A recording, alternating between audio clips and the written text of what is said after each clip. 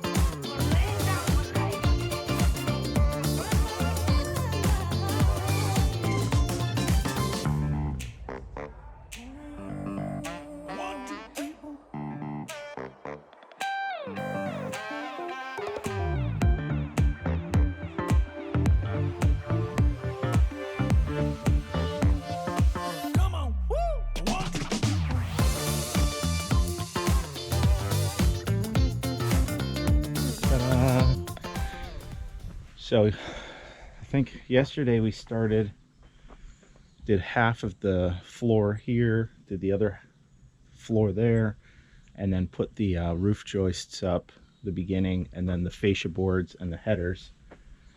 So now we're ready to do the rest of the roof joists.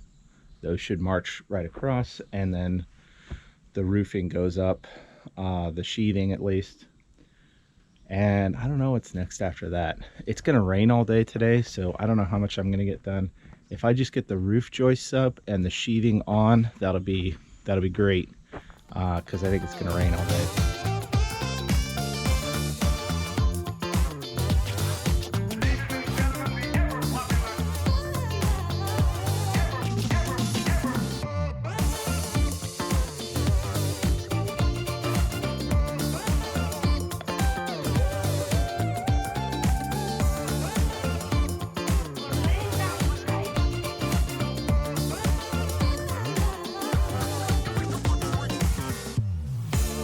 Framing is almost done. I've got another wall or two to build, and I've basically been using materials, running out of materials, using more, and then going back. It would be great if you could go one time to pick up supplies, but you end up going like, you know, a bunch.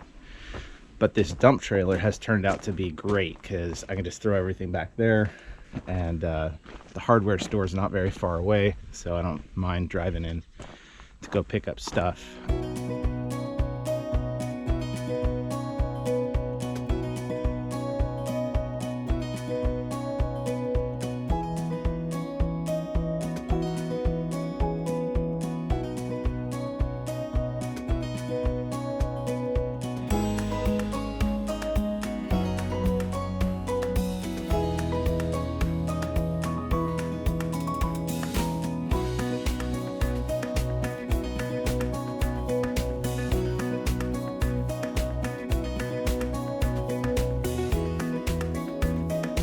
I got to put the paper down and the shingles.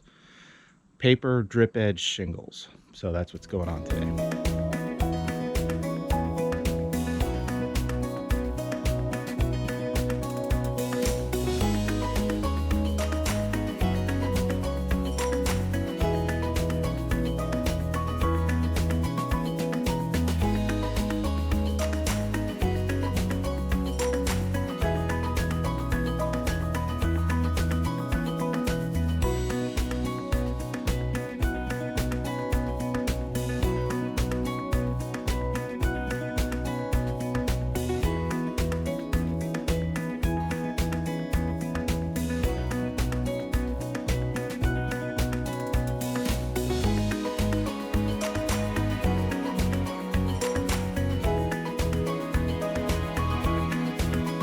just need the trim, the battens, I think they're called, and then I'm going to stain it. So it's almost there, and very excited. Bought a new compound miter saw. So, because in New York when we left, I sold all my tools.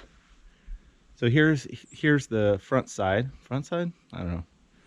And I'm going to put a barn door there. I'm going to put some battens up, but it's all framed and sheathed, and the roof is on. The window's in. It's looking pretty good.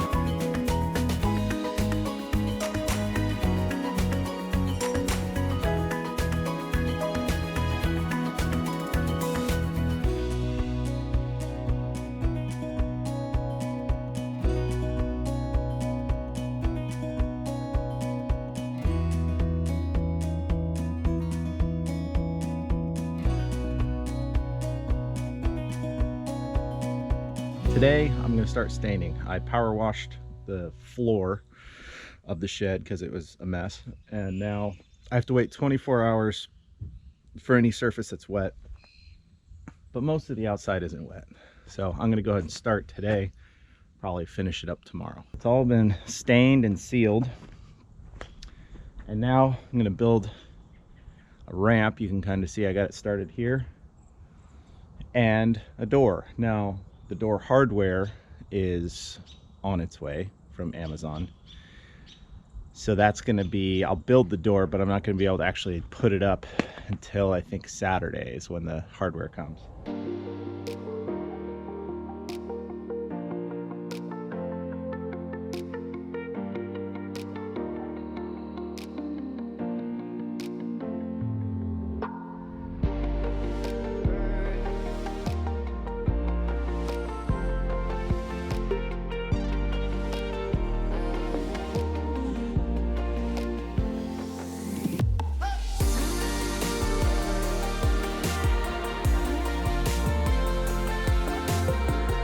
The shed is done, obviously, and the door is going to go right here. We did purchase the washer and dryer, so washer, dryer, I think that's right. So yeah, that's but to hook the washer and dryer up, it's a little more complicated than a normal house that has plumbing, power, all that stuff, because we're going to essentially be hooking it up to the RV, sort of. So I've got to rig up a thing. I got to do a thing. So anyways, yeah, today's big project, the door, the barn door. Finished the barn door. That was a cool project. Just followed some instructions online, built it myself, and now I've got to do the mounting hardware so it'll slide back and forth. Now I'm at the point where I have to install the washer and dryer, and this is a total temporary situation while we're building the house. Yes, right? It'll be for about 6 months, and then the washer and dryer will be moved over to our house. What is wrong with you? I don't know. I'm just happy to have you back. Welcome back, Bob. I was a little unmotivated this morning, but I don't know. I had some coffee and I'm good now. I don't know what the problem is. So I am now hooking up the washer and dryer. It's not as simple as it sounds because, you know, we're kind of out in the middle of nowhere. We do have water power septic, but getting that all hooked up is a little challenging. So for instance, water. Well, we have RV connections. Right. And those are not exactly the same as house connections. Right. So for water, we have water coming out of a spigot, but it gets cold here in the winter. And it looks like the house is going to take I don't know, 3 to 6 months. It's going to be maybe springtime. So we have to figure out how to make sure the water line doesn't freeze. We don't want this as a permanent situation. So normally you would just go underground, everything would be fine. We're running a hose across, so I have to do electric wire, heat wire, I think it's called. Heat tape. Heat tape, thank you.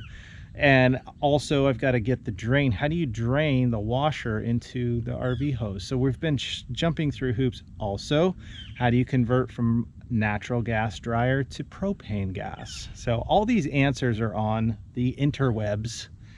with videos on YouTube, which is great. Bob's great. He watches a video on YouTube and then he goes and does it. And goes and breaks things. So I'm tired of breaking things. I want to do it right. So I've been taking my time. I've ordered a bunch of stuff on Amazon. It'll be here in the next few days. But in the meantime, I'm going to get started on the dryer conversion, because that sounds like the most difficult, challenging project. And he has all the parts and I have the parts today.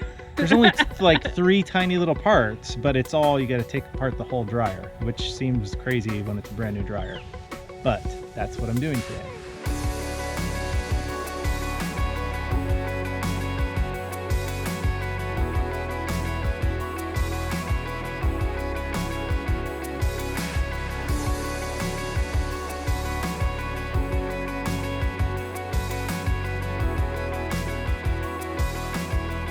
The trickiest part was the computer board, motherboard on the back of that had a lot of wires going into it, so it was a little difficult to get the wires back. I had to take pictures and make sure I got it all lined up right. So that's done. The next step is I've got water coming in from the RV here. So from here, the theory is I can get hot water from here and run my hot water line across to the laundry over here. Cold water is kind of a no-brainer. That's just coming from my spigot there. So I'm gonna run cold water and hot water. We would love to have the house completed before winter, but it looks like we're gonna be going kind of through winter in construction. So I'm gonna add heat tape. I purchased a heavy gauge hose that will, it's 50 feet long, and what I can do is I'm going to cut it to length, the correct length, because I don't want a bunch of hose curled up that can freeze.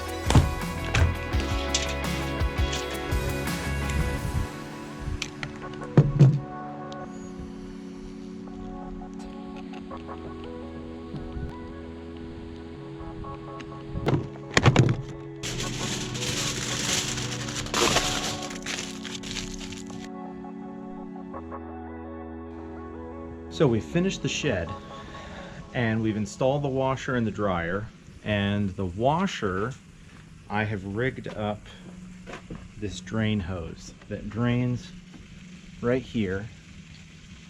This is completely temporary. So we have this hose coming in here. This is intended to like clean out your RV system, but you can see it's draining the washer into the RV drain. That has created a problem that I now need to fix. So I didn't want to do an actual drain system here because we're not going to be here very long in this spot doing laundry. So we have right now, Lisa's in here doing laundry. Ooh, it's bright. It's very bright. Don't step on it. I'm trying to dry it. And Nicole is sweeping. Good job, Nicole. She's drying the ramp off by sweeping it.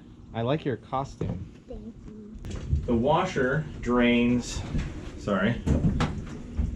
This is the drain hose that might look familiar to you, but then I've created down here a reducer. So it goes from 1.5 inches maybe to 1 inch to 3/4. And by reducing it that much, it's too small of a drain line for the washer. Am I explaining that right, Lisa?